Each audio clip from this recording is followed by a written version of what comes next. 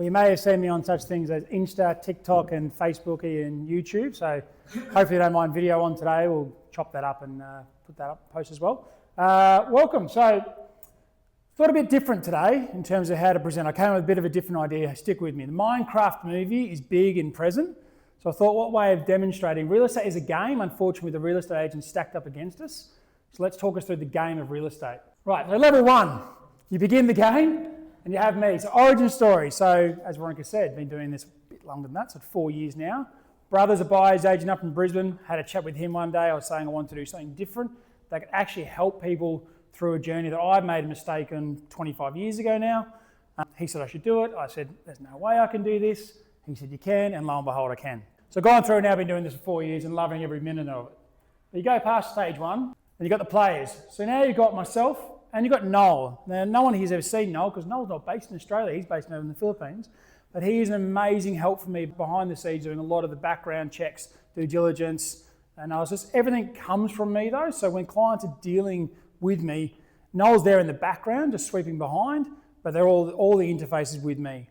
A lot of buyers agents, you may or may not know this, have big functions, big teams. You can sign it with one person, like a real estate agent, and then get passed to another person, and then during the process you get shown properties for another person, and you're just getting passed around. For me, I say with every single client, you engage with me from the beginning, and you deal with me all the way through, and as Veronica said, even post-settlement, I'm still following up with clients. We have one recently, and I'll talk about in a moment, in Mosman, where the security code was locked, and they've reached out to me, and we've gone through and I found a YouTube clip to be able to send to them to be able to reopen their house. Get back in. World map. So in any game, there's always a world map. So that's sort of me, or Robocop, looking over at Sydney, but a bit more detailed.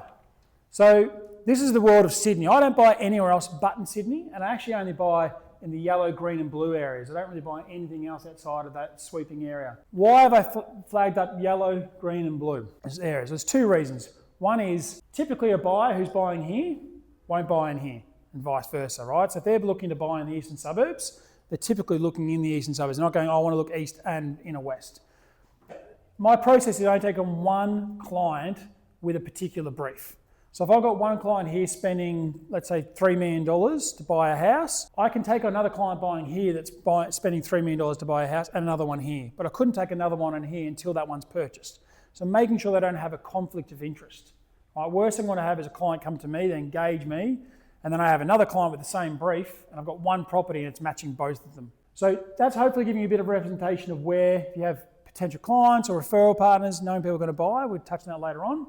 That's where I'm majority focused on. What we buy. So pretty obvious, residential, hopefully that's pretty clear.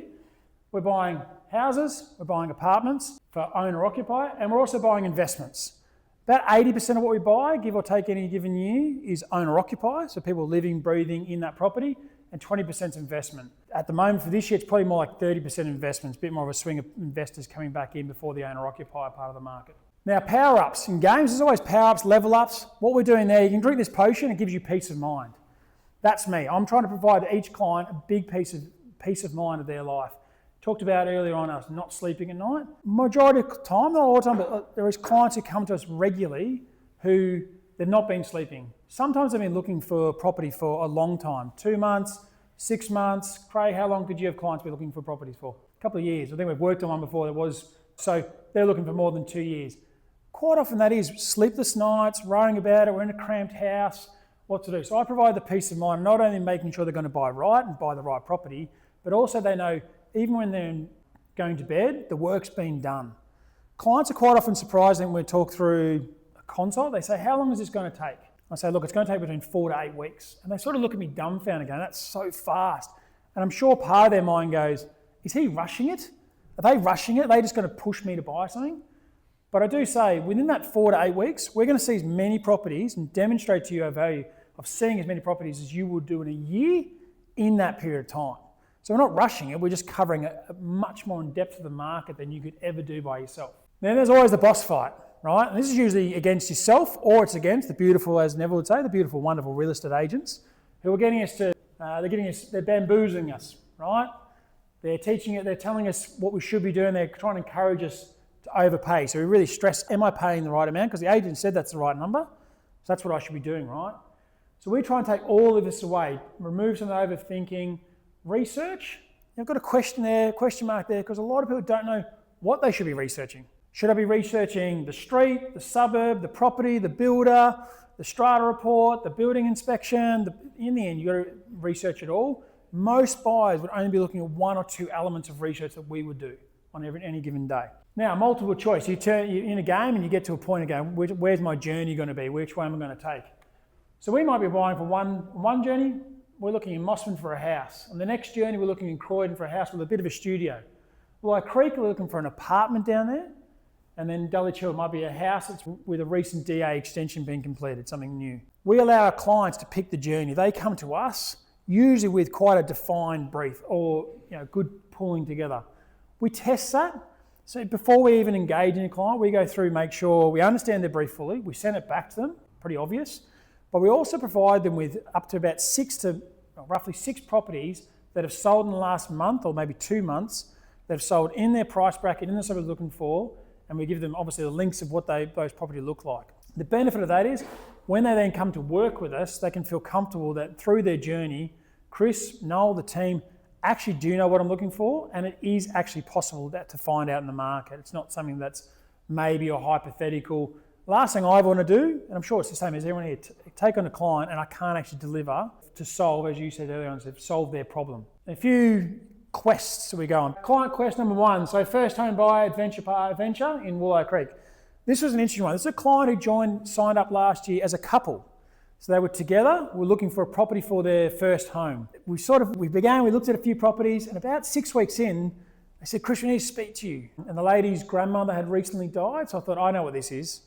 This has got to be them saying, we've got to put things on hold. We're just going through a bit of mental anguish. We just need a break. So I was fully prepared. They got on the phone like, we're sorry, Chris, just need to discuss something with you. I said, look, no matter what you say, it's all okay. They're like, okay, we're separating. Like, I didn't see that one coming. And the question came back it's quite a sensitive time, so I feel terrible, no problem at all, that's it. They said, but if we want to buy individually, can we use your services? And I said, yeah, there is an upfront retainer portion. I said, we'll just keep that as we would for anyway, but when you come back on, we won't charge you that again for either of you, right? The gentleman himself was the one who was actually pushing it. He was like, can I do this? Can I do this? And I said, yes. And she was a bit more reserved. She was the one who signed on. She's the one who's actually bought her property and he's still renting. Lo and behold, she knows what she's doing. So beautiful property for her. And Louise, you helped out this lovely client. Client 2. So this is one, which Scott was in the room. He's not. This is a move back to Sydney and they wanted to renovate. So even though this probably looks beautiful in Alexandria, for those who might recall, this is when I was sort of mini famous at the start of the year on Cooley's video of Channel 9 and things at the auction. We secured this property and her intention was and is to go up and go back. So we weren't even buying what it is now, we're buying what it could potentially be. Nothing wrong with it, but she's got the opportunity there to do something more. Lastly, quest number 3.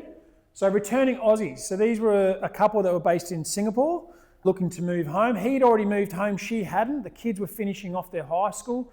High school in Singapore is typically Northern Hemisphere, so finished around June, July.